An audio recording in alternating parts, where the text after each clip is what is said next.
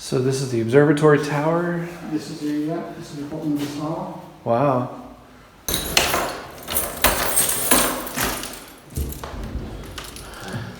There we go. And some more stairs. And here we start in earnest.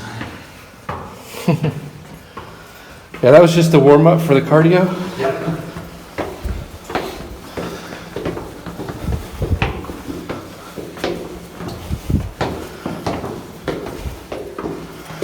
There was a clock tower in Prague that just kept going and going.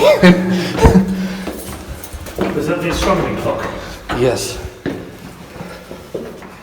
Because they blinded the architect, didn't they? Yeah. Because we couldn't build another one. Oh, this is halfway. Yeah. Because I need one.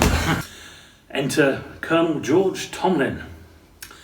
He was about 7 foot tall, Wow. and he wore the 3 foot Victorian hat, so he was an imposing character. Wow. You know.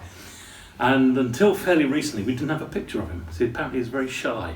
So there's no images at all, paintings or early photographs, whatever. But we did later find a picture of him, so which I'll show you in a minute. So he, as I said, he was an MP.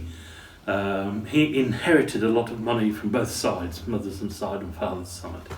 His paternal grandfather was Bishop of Lincoln, so church money on that side. And so he was MP for, well, you won't have heard of any of the places, I bet. Yeah. So he lived in London. He had a really nice place in London, Yeah. near the place of work. And he decided he ought to have a couple of weekend cottages. So he bought this one here with 30,000 acres and 20,000 acres in Lincoln, near the family seat, so with his grandfather Bishop. He wouldn't give money out, just like he wouldn't dole it out, but he did he offered employment. That's probably what you were reading earlier. Yeah. So he employed just about everybody he could. He had far too many servants, far more than he needed here, but he could afford it. And obviously had a lot working on the land, on the farms. Yeah. So what happened next? Well, he had the house turned round because the front used to be looking out over the river, and we'll see in a minute. It's still nice. It's called Plainfields now, but it's still a nice view. Yeah. But there was the road. The road you came up used to be the other side of the house. Huh. So he had the road moved. Now to move a road, the Queen's Highway needs an Act of Parliament. Really? He's an MP. Afternoon's work, job done. Yeah, no problem there. Flash a bit of cash. Yeah. And so the road was moved. The house was turned around to the front is the side it is now. And he used to love entertaining. Single man, never married, but he liked entertaining, and so he had 32 bedrooms or something in the original house. Not enough, so he decided he needed the extension. To get he wanted more bedrooms and things for his visitors. So he was in it was Victorian rich gentlemen. They had a sort of job description. They had to, one, show off how rich they were by having these soirees and all the rest of it, and two, do something for the benefit of mankind. Right? So some paid for explorers to go and find the source of the Nile, or trace the Amazon, or find lost explorers in Africa called Livingstone or whatever, So they'd fund all this sort of thing. But our man was into stargazing. So he decided to build the observatory. So the extension came out. And it's like the tower here is on 5 floors. The bedrooms are just the connection between the two buildings. So the bottom 2, which we've come up through, were his gymnasium. Basically, he had a Turkish bath down there, steam room, plunge pool, and there's a big marble slab where he had his massage.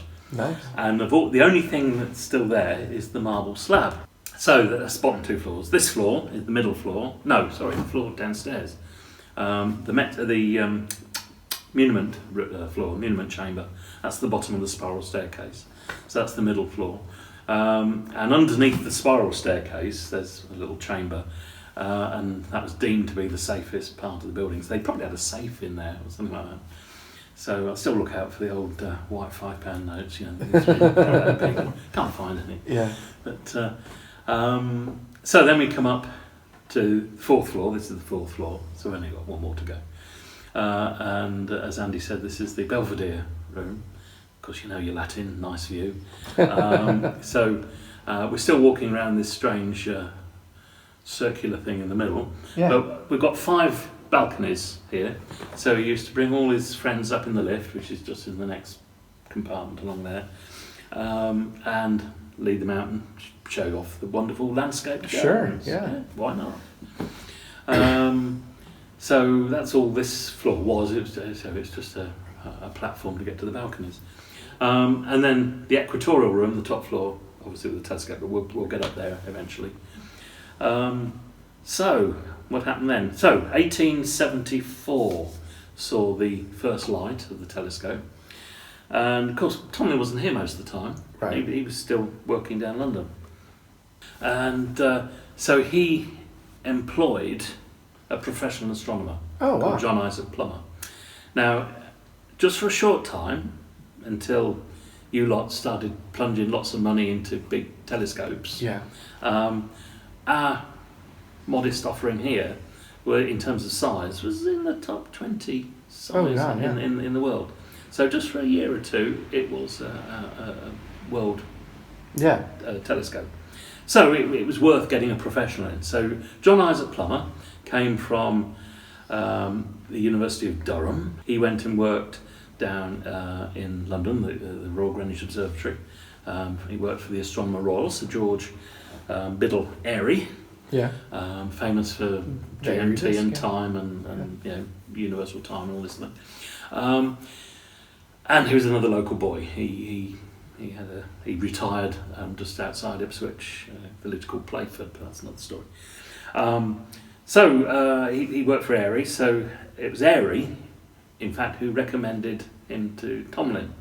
And we've got the letter of recommendation. Nice. And if you read between the lines, if you're used to interviewing people, you know, and reading CVs and things, you start seeing things that, and it was almost, you know, we'll give you green stamps if you take him. He's so good, you know. Yeah. Obviously, he was trying to get rid of him. No, Plumber was an excellent astronomer. He was an excellent mathematician. His job was his job title was a computer. Yeah. At the RGO. So he was excellent mathematician. He was excellent astronomer, but just like Airy, just like Tomline, all the characters in our story, they rubbed everybody up the wrong way. Yeah. And they could not get on together. Huh. So obviously Tomline and Plumber had very little to do with each other, so they lasted until Tomline died. Plumber,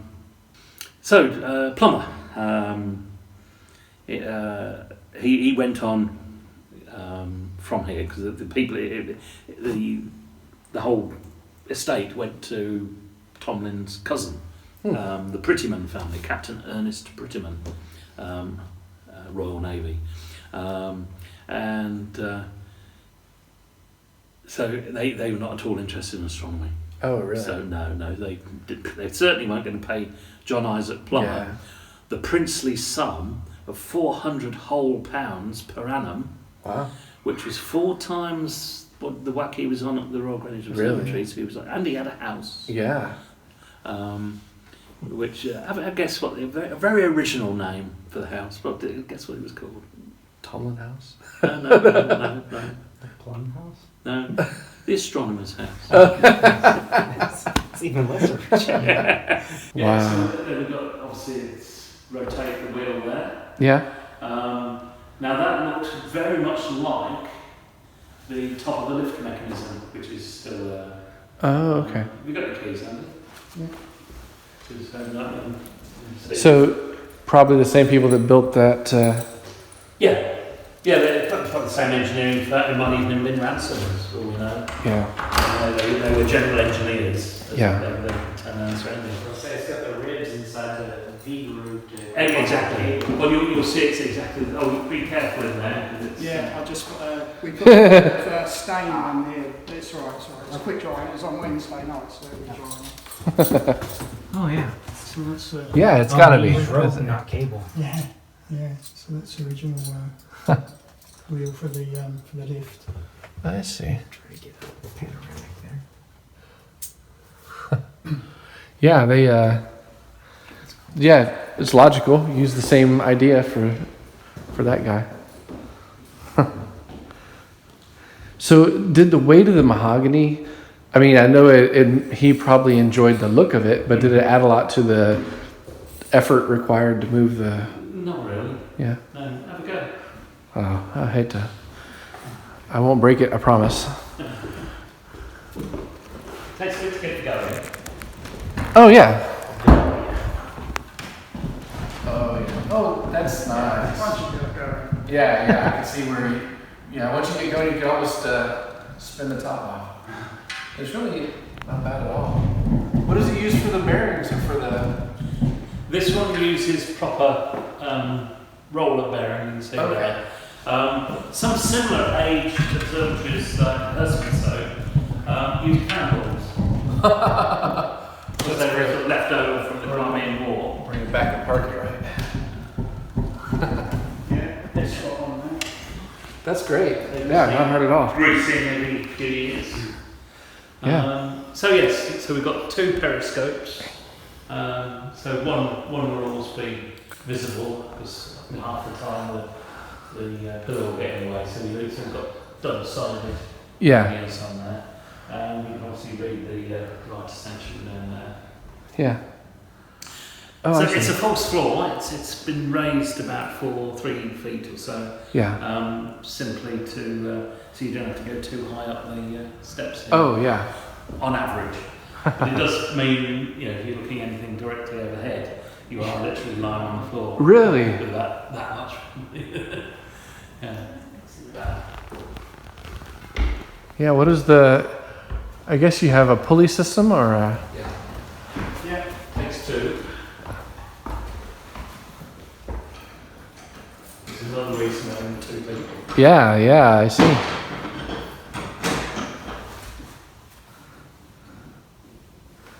Right to halfway. Okay. Go.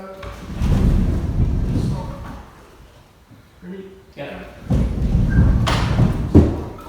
Wow. Get it. That's great.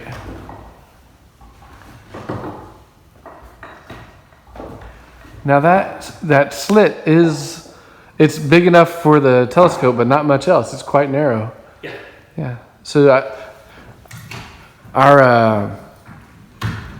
our dome at the school, if it's more modern version, but it's the same principle. You have the slit, but it does a great job of all the stray light pollution and everything else. But the devil of the details is trying to keep the slit pointed while the scope is doing its equatorial motion.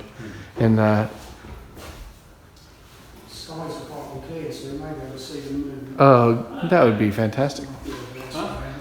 You got to spin it. Oh yeah. Keep up the job. Which way you want it? This way. That way. All right.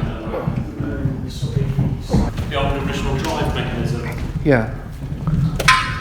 Keep the momentum going. Oh yeah. Yeah. Well- Have a break for a minute. So is that, you said that's the old original drive? So this is the original drive. So we've got see 2 wires going downstairs. I don't know if you remember downstairs in the circular thing, because obviously that's the pillar. Yeah. The separate pillar that the mounting rests on, all the way down to own foundations. There was a little trapdoor. I meant to open it up and show you, but you may not have remember noticing it. But that's where the weight is. So the weight sort of goes down across and then down. So anyway, you crank it up, and there's 2 drums. So while one goes down, you crank the other one up. So it's that sort of reciprocating thing. And you get about an hour from one complete wind Yeah. on both drums. So there's the winder. And so there's a servant's call button above the fire extinguisher. Oh. So they call the servants up. They weren't allowed to use the lift. Yeah. Only Tomline and his friends were allowed to use the lift. So not even Plumber was allowed. He was a servant, middle class servant. Oh. But who knew? Yeah. When Tomline wasn't here most of the time. Oh, But Plumber was a bit. He would have enforced the rules, you know. Yeah. Yeah. Tomline would have known he was he left the place in good hands, I think. Yeah. So then there was a mechanism that went across here to drive the right ascension. yeah. And of course, the technical term for that mechanism is a tripping hazard. I can see that. Yeah, so that lasted from 1874 through to about 1980, 90. So 120 years. Then we went to an electric motor. Yeah. And now we've got electronic motor, Wi-Fi control. Oh, very nice. Yeah. We're in the zone. Is it better to park it on the left edge or the right edge of it for the to get the most out of your? Left edge, 'cause, yeah, Yes. that's it. Yeah. A little lens. Yeah. Well done. I'm afraid sorry, I'm shadowing you there. Yeah, I saw you have a nice set of Williams Optics lenses. Yes. Do you have the ones that you prefer to use with it? Yeah, we haven't had those William Optics ones that long actually. We invested in those about 2 or 3 years ago. Yeah. We got a load of different eyepieces. Right. We've got some old ones. We haven't got any period ones because they disappeared during the Second World War. Oh, I see. Old Merley is the oldest. Yeah. Along with the Observatory Tower, which I'll show you where it used to live. Yeah. We might be blessed with a clear enough sky to see something. That'd be fantastic. Jupiter and Saturn are visible at the moment. But very low down, unfortunately. Do we know Yeah. what the moon is? Are we?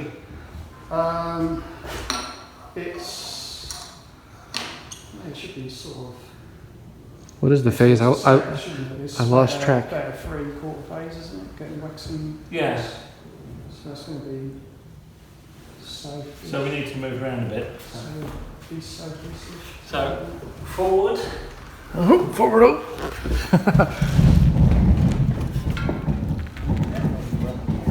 Oh yeah. Come on, Willie. I can just hang from it. Wait, reach it. Don't reverse any further. Tip over. Oh yeah, there you go. The hazard of astronomy, tripping over stuff in the dark. Oh, it's there. It's there. Got it? Yeah, it's straight out. It's a little bit more to your right.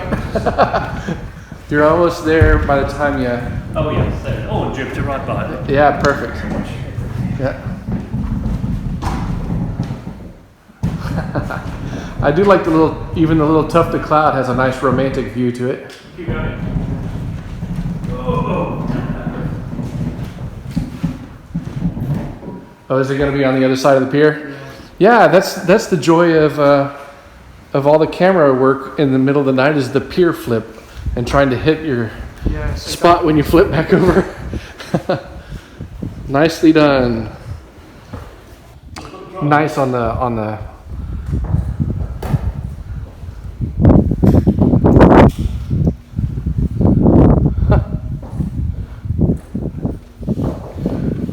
Does this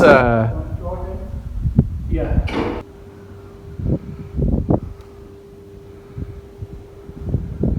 Yeah, I guess once you've got the drive engaged, you can't freewheel it like a.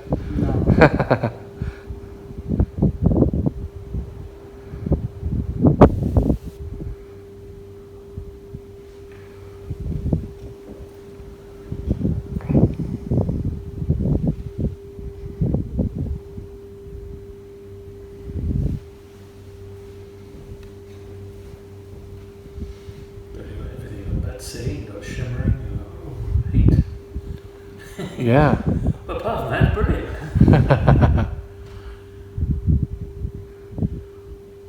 I think I can see this spot. That's all right. Right, let's have a go. So, this, Yeah. come on down the steps, yeah. Everything was put in here so that it was clear for you out there, sort of thing. But, Oh, okay. yeah, so, right, this is the transit chamber. So this is the transit telescope. So this all opens up along the local meridian line. So north, south, directly Oh, yeah. overhead. Yeah. And this is constrained to move Yeah. in that line. And the accuracy of that kind of constraint, it gives you the accuracy of the timing. So you had the thing that Greenwich Observatory was set up for originally was the obviously the telling time for the military and the navy and dropping the ball so they could then relay it down to the south coast and all this sort of thing and along the Thames. But later, old Airy, he came up with the idea of standardised time around the world. Because in the 1820s, when they first had trains in this country, they realised that London to Bristol, they realised that they were really behind the times and not just the insult that everybody said, and 20 minutes because they're so far west. And because no one had noticed it when they're on stagecoaches because it took that long to get there, what's 20 minutes, but when you got there quick, they realised. So that's where they decided to have the mean time, the average time, every 15 degrees or whatever. So that was Airy, that was our man Airy, introduced that. But then they wanted to obviously make it international. Right. So they had the world get together, and there were two people up for the prime meridian line. There was us in Greenwich and the French in Paris. And so it was a free vote. Of course, in those days, if you looked at a map, it was mostly pink. Yeah. A good old British Empire. And some friendlies that were once part, you know. And so next to no one voted for the French, just them and their few friends. So we got it, and they haven't forgiven us since, you know. Mm-hmm. You know, getting out of the EU, I mean, they're making it difficult all because of that. All because of that, yeah. Making your life miserable. The story they won't tell you on news. Exactly, yes. So prime meridian at Greenwich. So what they then did, Airy then spent most of the time putting the nautical almanac together. The US Naval, whatever it is, USNO Observatory. That's the one. Has the equivalent almanacs over there. Yeah. For the different latitudes. So we had the nautical almanac. So bright star, particular date, that'll tell you the time it went through the prime meridian. So once you knew the longitude, you found the same star in this. The clock that used to be the observatory clock filled the hole there. Yeah. That disappeared during the Second World War as well. But we know the shape of it and we know the make. But there we go. So they would have set the clock. Yeah. Preset it, and then there's another servant's call bell behind you, so they get the servant to come out. It's a two-man job. Yeah. So the observer would have, Plumber would have been looking through this. Lots of crosshairs, probably made a cobweb because that was easy, strong, and readily available. That's it. He set the time, and he would have done that every night he observed. That he observed. Yeah. Okay. Yeah. So his logs would be on. Yeah, because most of his work was positional astronomy, so it needed accurate timing to take timing measurements. So that's what he needed, and so he got better than 1 second precision doing this. But then, once of course you got your time, okay, that was sidereal time, of course. Right. But simple conversion to the mean time. There's the church. There's 3 towers on the side: the clock tower, the observatory tower, and the water tower. Which you won't see because it's the other end of the school. But that was the water pressure to drive the lift. Oh, wow. Not to drink, but because it was a hydraulic lift. And then another tower next door, but that's not part of the estate, is the church. So the vicar there would have sent a boy around with a pocket watch to the astronomer to set the time so they could set the church clock. And then, so all time emanated from all the observatories like this. So this would have set the time in Ipswich from here. and there was another one in Cambridge and Colchester, Chelmsford, Norwich. Right. Possibly Bury St Edmunds. The Athenaeum there, they've got the telescope at the top. They thought it was one of these, but having seen it, I don't think it is. Mm. But so may or may not. So that's how they tell the time. That's how they set the pocket watches. It's all right. And you got a photo bomb too. Yeah, it's nice.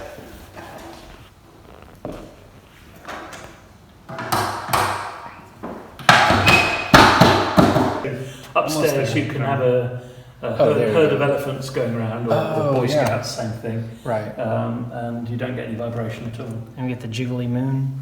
Yeah, yeah. Huh. That's amazing. Yeah, that's thought of everything.